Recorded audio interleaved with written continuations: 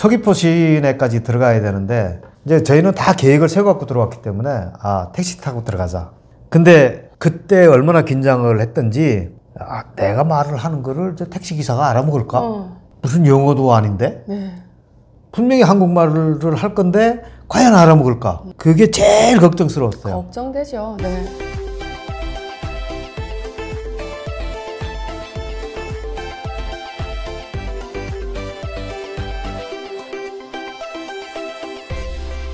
그게 제일 걱정스러웠어요. 걱정되죠. 네. 근데 저하고 같이 나왔던 조장이 있는데 그 사람은 나이가 한 50대 가지고 이 양반은 나만 말을 잘 못하거든. 네.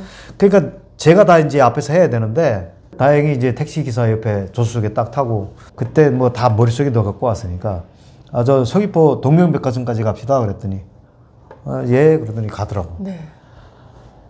그 말하기 전에 이부 속으로 몇 번을 굴려봤죠. 네. 그리고 했는데 다행히 알아먹더라고. 네. 그다음부터는 진짜 자신감이 생기더라고. 예. 이젠 내 말이 통하는구나.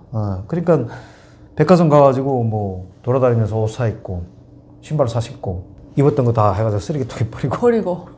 와, 근데 평양도 1백화점, 2백화점이 있다고 해도 물건이 그렇게 많지 않고 그 진열 상품만 있잖아요. 그때 한국의 백화점은 어떤 분위기였습니까? 뭐 지금이나 같아요. 지금이나 같아요. 그럼 북한에서 그런 백화점을? 북한은 아니죠. 아니잖아요.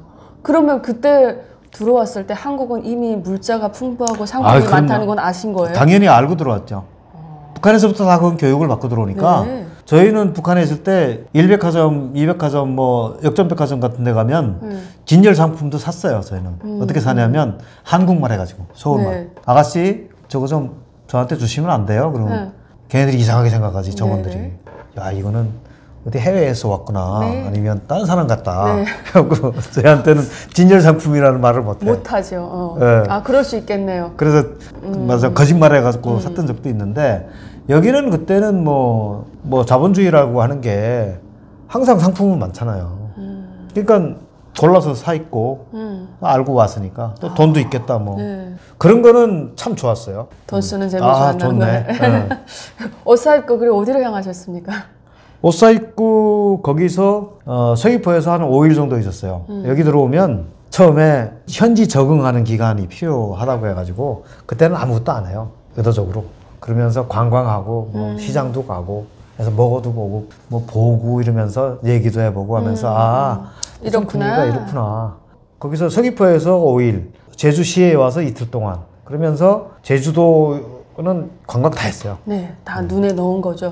그럼 박사님 그때 시장도 가봤다는데 시장에 갔을 때 박사님이 기억에 남는 어떤 분위기라던가 여긴 이렇구나라고 생각했던 어떤 점이 지금 생각나는 게 있으신가요? 그때 좀 인상 깊었던 거는 그때 설렁탕인가 그것도 먹었는데 정말 맛있더라고. 그다음에 설렁탕하고 육개장. 기억에 남는 게 제주도에서 먹고 똑같은 거를 대전에서 먹고 똑같은 거를 서울에 와서 먹었는데 고기의 양이 다 점점 적어지더라고. 그게 다르더라고. 확실히 느꼈고 또 제주도는 어쨌든 또 섬이고 시골이잖아요. 서울에 비해서는. 그러니까 그때 또 느꼈던 거는 제주도에 있던 상품들은 굉장히 촌스러웠다. 서울보다는. 그랬을 것 같네요. 그래서 제주도에서 사 입고 왔던 옷은 남대문시장 롯데백화점 가서 옷 사 입은 다음에 다 버렸어요. 또 다 버렸어요? 그 정도로 뭔가 유행을 볼 수 있는 눈과 안목도 있으셨나 보네요.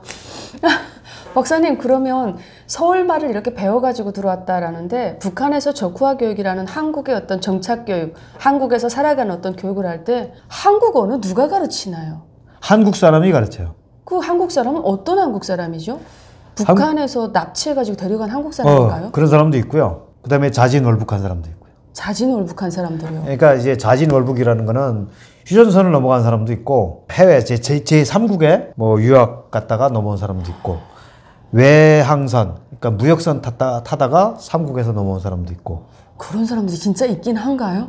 아니 그 북한에 있을 때 노동신문이나 TV 통해서 왜 남조선에서 뭐 어떤 병사가 귀순해 왔습니다. 그거 다 사실이에요. 사실인데 그런 친구들은 저희한테 강사들이 거의 없었고 저희 강사들은 대부분 3국에서 왔거나 아니면 납치해 온 친구들이 있었어요. 근데 그때 당시에는 저를 가르쳤던 강사들이 저 또래들이 있었거든요. 네. 저보다 조그만 한두 살 많은 네네. 사람도 있었는데 그 사람들이 저는 납치사인지는 몰랐어요. 저는 여기 와서 알았어요. 그 본인이 얘기 안 해서. 근데 그 말을 가르치는 사람은 특히 저를 가르쳤던 사람은 서울 사람인데 왜냐하면 제가 서울 말을 배웠으니까 용산 고등학교 나오고 아이고. 외국어 대학교 나오고 그때 굉장히 그랬으면 엘리트예요. 엘리트죠. 근데 그분은 프랑스 유학 갔다가 북한으로 들어왔어요. 자진해서 가신 거죠. 자진인지 아니면 누구의 꼬심에 의해서 넘어갔는지는 어쨌든 자기 말로 갔어요. 어쨌든 업보네요. 업보네요. 참 운명이라는 게 야속하긴 합니다. 아, 그러면 박사님 이렇게 해가지고 그 동대문 시장? 전 한 번도 못 가봤거든요. 남대문 시장. 남대문 시장. 전 못 가봤어요. 지금도요? 전 서울 사람이 아니니까. 예. 가본 적이 없는데 어땠습니까? 북한에서 오신 분이 상품이 그렇게 많다는데 저 한번 가볼 예정인데 저 박사님 원래 대전 살았거든요. 아. 네, 제가 대전 살다가 올라오다 보니까 뭐 그 가볼 기회도 없었고. 대전에 저기 있잖아요. 역전 앞에 있는 시장 있잖아요. 역전 시장이요? 역전 시장인가요? 네. 그 앞에 있는 거. 네, 대전역. 거기도 많이 가봤습니다. 아, 저도 그래요? 대전에 살았어요. 아, 그래요? 어디 사셨어요? 서구 유천동에. 유천동 사셨어요? 보든의 아파트랑 있는 거 쪽인가? 거기 아파트에 산 게 아니고 빌라? 제가 2차 때 네. 거기에 여인숙에 들어가서 예, 거기 장기투숙. 아, 거기 몸 파는 그런 네. 게 뭐 많아 있었다고 네. 하더라고요. 지금 싹 없어져가지고 아파트 다 그거 생겼거든요. 모르고 들어갔는데 밤에 딱 되니까 빨간불이 켜져가지고 보니까 와씨 우리가 이런 데 들어왔구나. 근데 뭐 우린 잠만 자면 되니까. 네. 네. 아, 그러셨구나. 그러면 그 시장 가봤을 때 네. 물건이 그렇게 많아서 이건 북한하고 비교가 되지 않습니까? 아니 그게 시장뿐만 아니라 뭐 그게 뭐 꼭 남대문 시장이 아니더라도 아니래요. 여기는 뭐 물건 많은 거는 뭐 북한하고 비교되는 거는 당연한 거고. 당연한 거예요. 아니, 그래도 북한을 홍보하고 또 북한에서 제일 앞장에서 체제를 선전하는 어찌 보면 핵심의 어떤 역할을 하다가 여기로 온 건데 우리가 북한에 앉아서 중국만 봐도 한상이 커진단 말이에요. 잘 사는 중국 사람들만 봐도. 여기 왔을 때 괴리감은 엄청났을 것 같아요. 아, 왜 우리 북한 사람들은, 북한 주민들은 왜 이렇게 가난하게 살아야 되냐? 무엇 때문이지? 그때만 해도 제가 세뇌 당한 게 작동을 했던 것 같아요. 그러니까 북한이 못 사는 거는 뭐 미국 놈들 때문이다. 전쟁 준비해야 되고 네. 그래서 그 국방부에다 투자를 많이 하다 보니까 네. 뭐 인민들의 생활이 그렇게 높아지지 못했다. 그거를 저는 믿었던 것 같아요. 그렇지만 이제 여기 한국에 들어와서 보면서 물건이 많네. 좋긴 좋다. 그런데 이 남조선 우리가 때려 먹으면 되잖아.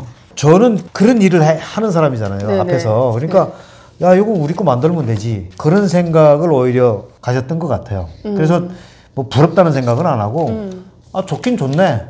내가 마음에 드는 거 사 입을 수 있고 먹어볼 수 있으니까. 네.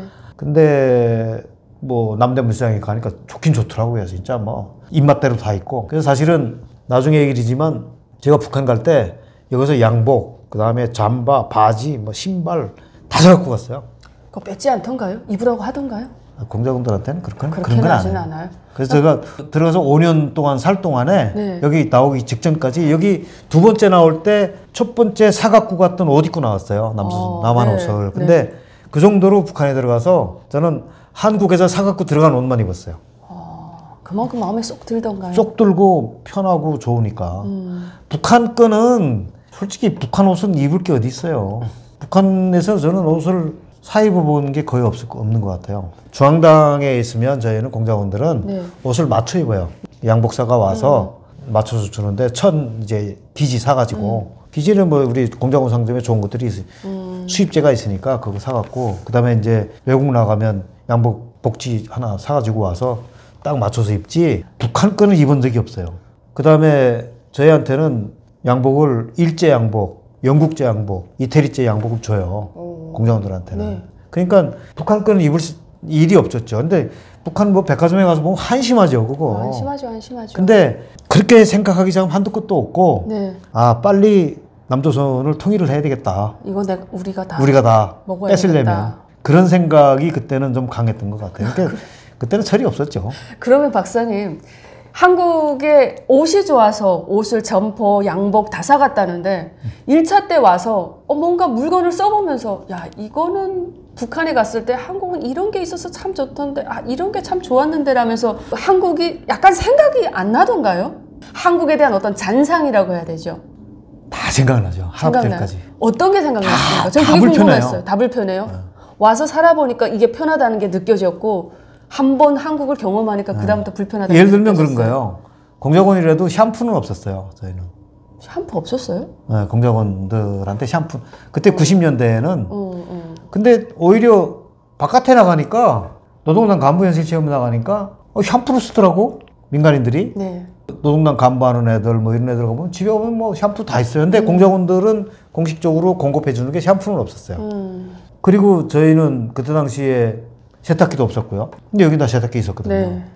그 다음에 예를 들면 TV도 마찬가지예요. TV도 칼라 TV가 우리는 있긴 있었는데 떡가덕 돌리는 거. 네. 그때 여기는 벌써 이미 다 벗던 시기였거든요. 네. 그래서 제가 그때 90년에 왔다 들어가갖고 뭐 말하기 나름인데 불평불만이면 불평불만이고 아니면 제기면 제이면 제이고. 네. 근데 제가 많은 이거를 요구를 했어요. 네. TV도 이거 리모컨 있는 거 좀 갖다 줘라. 뭐 이런 얘기도 다 했는데 하나도 안 되더라고. 그러니까 뭐 그다음에 가장 좀 불편한 게 뭐냐면 전기예요. 전기. 그래도 공작원들이 있는 초대소는 전기 안 옵니까?